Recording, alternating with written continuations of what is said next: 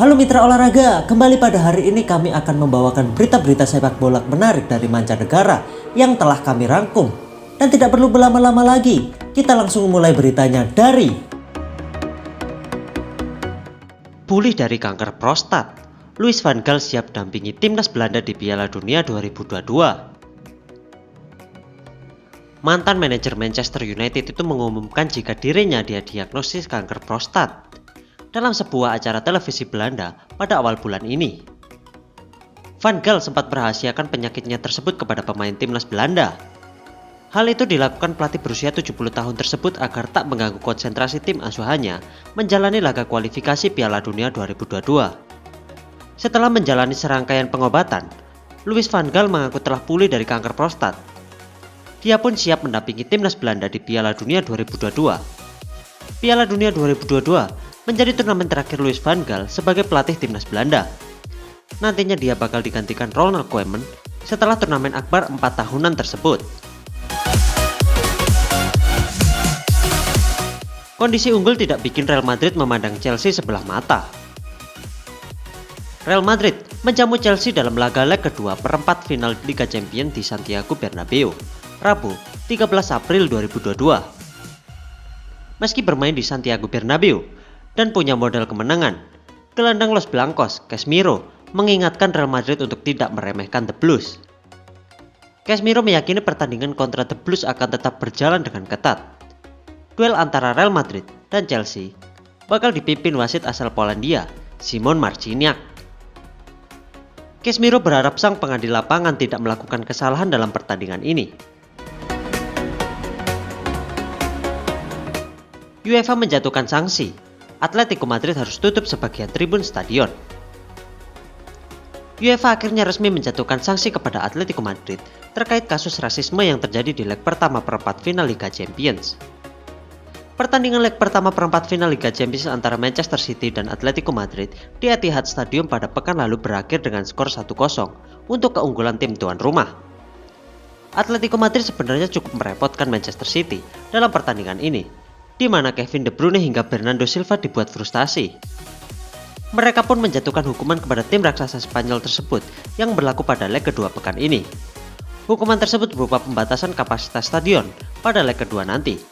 Selain itu, Atletico Madrid punya kewajiban membentangkan spanduk UEFA di Wanda Metropolitano yang bertuliskan "Say No to Racism".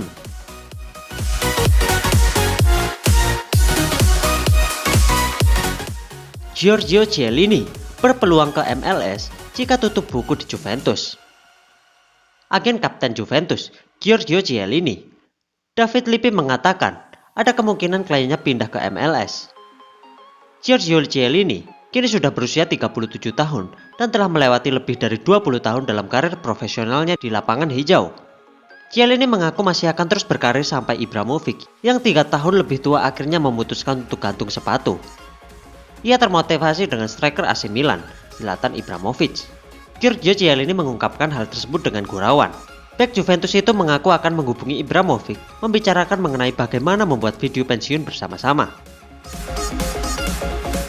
AC Milan wajib kembali ke jalur kemenangan di Liga Italia.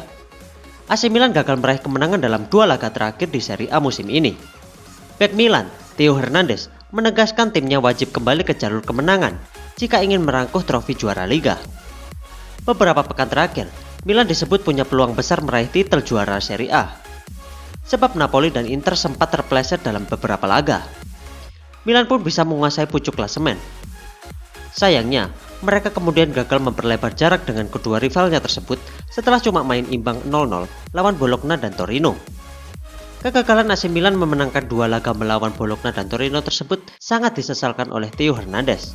Apalagi menurutnya, Milan sudah bermain maksimal. Hanya Bruno Fernandes yang berkembang di MU dalam 1 dekade. Manchester United, terutama departemen perekrutannya, selalu menjadikan sorotan dalam beberapa tahun terakhir. Dari semua pemain yang direkrut dalam 1 dekade terakhir, Bruno Fernandes diklaim sebagai satu-satunya yang berkembang bersama The Red Devils. Bursa transfer selalu menghadirkan pertaruhan besar. Tidak semua pemain hebat di satu klub tampil sesuai harapan kala pindah ke tempat lain. Itulah mengapa pertimbangan yang matang dilakukan sebelum membeli pemain. Bruno Fernandes bisa menjadi jawaban dari pertanyaan Rio Ferdinand dan menjadi satu-satunya ketika disinggung mengenai hal pemain berkembang. Pemilik baru Chelsea bisa diketahui pekan depan. Kini ada 4 kandidat calon pembeli The Blues menurut laporan PA Sport, yakni konsorsium yang dipimpin oleh Todd Boehly, keluarga Ricketts, Martin Broxton, dan Stephen Pagliuca.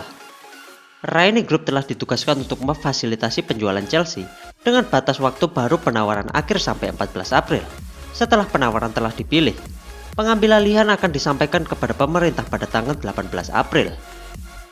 Konsorsium yang dipimpin Todd Boehly adalah satu di antara pihak yang disebut berada di urutan terdepan. Taipan AS itu tertarik untuk membeli Chelsea kembali pada 2019, tetapi tawarannya sebesar 3 miliar pound sterling tidak sesuai dengan Roman Abramovich. Dicekal di Inggris, Roman Abramovich bakal beli Valencia. Roman Abramovich dikabarkan mengalihkan perhatiannya untuk membeli klub Liga Spanyol, Valencia, saat proses penjualan Chelsea masih berlangsung. Menurut Mirror, perjalanan Abramovich dengan Chelsea mungkin sudah berakhir. Tetapi investasi miliarder Rusia di dunia sepak bola jauh dari itu. Laporan tersebut menyatakan bahwa Abramovich kini telah mengalihkan perhatiannya kepada klub lain. Sesuai beberapa laporan, Abramovich sedang menunggu penjualan Chelsea selesai sesegera mungkin. Sambil jalan, dia memikirkan akuisisi Valencia. Real Madrid sangat bergantung kepada Karim Benzema. Pelatih Real Madrid, Carlo Ancelotti, memuji Karim Benzema sebagai penyerang yang sempurna. Ancelotti juga tak menampik jika Madrid sangat bergantung kepada Benzema. Bagi Carlo Ancelotti, Karim Benzema adalah penyerang yang tak hanya mampu mencetak gol, tetapi ikut berkontribusi dalam permainan timnya. Secara gamblang, Ancelotti mengakui Real Madrid sangat bergantung kepada Karim Benzema. Pelatih klub Brasil dipecat setelah menanduk hakim garis wanita. Seorang pelatih sebuah klub Brasil, Desportiva Ferroviaria, bernama Rafael Soriano, dipecat setelah melakukan aksi nekat. Soriano menanduk hakim garis wanita yang bertugas dalam pertandingan setelah babak pertama. Pelatih Desportiva Ferroviaria, Rafael Soriano, melakukan protes kepada wasit. Saat dalam kerumunan, hakim garis wanita yang bernama Michelle Neto mendekati. Kemudian, Soriano tiba-tiba tampak menanduk Neto. Lalu Neto terlihat memegang bagian hidungnya. Wasit lalu mengganjar kartu merah.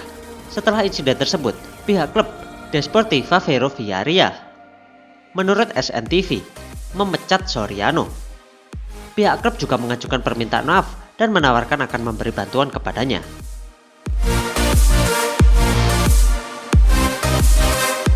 Dan itulah beberapa berita menarik sepak bola dari mancanegara. Jika kalian memiliki berita sepak bola menarik dari mancanegara, kalian bisa tulis di kolom komentar. Jangan lupa subscribe channel kami dan like video ini jika kalian suka. Sampai bertemu di berita selanjutnya. Salam olahraga.